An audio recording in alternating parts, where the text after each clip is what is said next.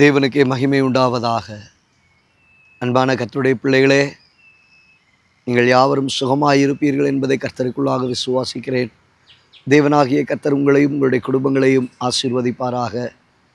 இந்த நாளிலும் தியானத்திற்கென்று சங்கீதத்தின் புஸ்தகம் 68ஆம் அதிகாரம் 6வது வசனத்திலே வாசிக்கிறோம்.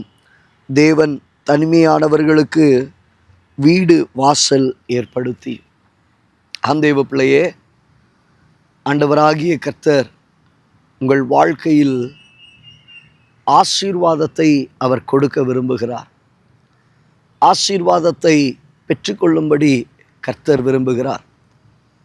அவரை ஏற்றுக்கொண்டவர்கள், அவரை பற்றி கொண்டவர்கள் வாழ்க்கையில் தேவனாகிய கர்த்தர் தம்முடைய ஜனத்தை ஆசீர்வதிப்பதே அவருக்கு பிரியமாயிற்று.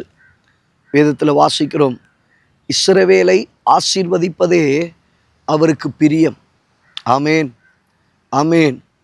ஆவிக்குரிய இஸ்ரவேலர்களாகிய தேவ ஜனங்களாகிய நீங்கள், இரத்தத்தினாலே கழுவப்பட்ட நீதிமான்களாகிய ஆவிக்குரிய இஸ்ரவேலராகிய தேவ பிள்ளைகளை கர்த்தர் ஆசீர்வதிக்க விரும்புகிறார். இஸ்ரவேலை ஆசீர்வதிப்பதே அவருக்கு பிரியம். அதிலும் குறிப்பாக இந்த இடத்துல அழகான ஒரு வார்த்தை, உங்கள் உள்ளத்திற்குள்ளே பல காலங்களாக எங்களுக்கு ஒரு நல்ல வீட்டின் காரியம் உண்டாகாதா, சொந்த வீடு கிடைக்காதா, வீடுகளுக்குரியதான வாசல்கள் கிடைக்காதா என்று சொல்லி பல விதங்களிலே ஏங்கி கொண்டிருக்கிறதான தேவ பிள்ளைகளாய் நீங்கள் இருக்கிறீர்கள். அடிக்கடி என்னுடைய விசுவாசிகளுக்கு நான் சொல்லுகிறது உண்டு, தேவன் கொடுத்த அருமை பிள்ளைகளுக்கு சொல்லுகிறது உண்டு. ஒரு சின்ன வீட்டில் இருக்கிறீங்களா, அடுத்த லெவலில் அடுத்த ஒரு பெரிய வீட்டுக்கு போயிடணும். அடுத்து அதிலிருந்து ஒரு லீஸுக்கு போயிடணும். அந்த லீஸ் வீட்டிலிருந்து ஒரு சொந்த வீட்டிற்கு நேராக கடந்து போகணும். நீங்கள் ஆசீர்வதிக்கப்படுகிறத நான் பார்க்கணும். தேவனும் நீங்கள் ஆசீர்வதிக்கப்படுகிறத தான் ஆண்டவர் விரும்புகிறார். உள்ளிருக்கிறதான இயக்கங்கள், ஒரு ஆவிக்குரிய தகப்பனுடைய இயக்கங்கள், ஒரு மெய்ப்பனுடைய இயக்கங்கள் அதுவாய் தான் இருக்கிறது. என்னன்னா, என் பிள்ளைகள் ஆசீர்வதிக்கப்பட வேண்டும் என்பது. இங்கே ஆண்டவர் சொல்லுகிறார், தேவன் தனிமையானவர்களுக்கு வீடு வாசல் ஏற்படுத்தி. நேகருடைய வாழ்க்கையில் குடும்பங்களினால் தனிமைப்படுத்தப்பட்டது உண்டு, உங்களை சுற்றி இருக்கிற சகோதரர்களால் தனிமைப்படுத்தப்பட்டது உண்டு.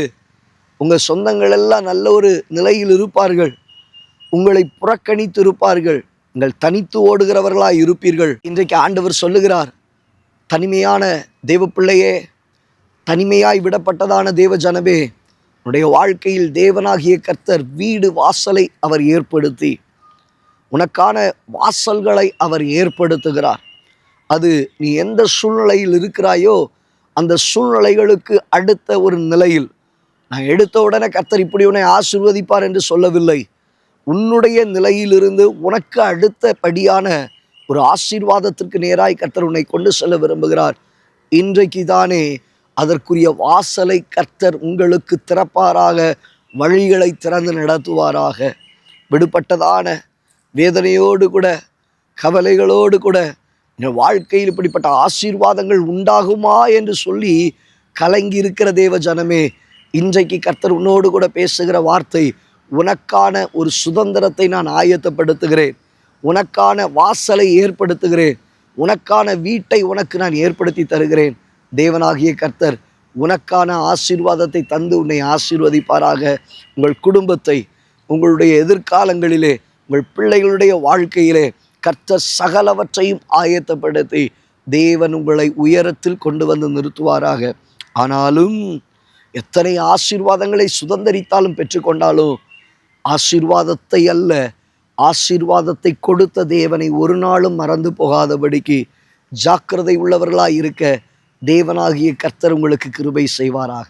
கண்களை மூடி ஜெபிக்கலாமா? நல்ல தகப்பனே, இந்த வார்த்தைகளை கேட்ட உம்முடைய பிள்ளைகளுடைய வாழ்க்கையில் நீர் அவர்களை தொடுவீராக.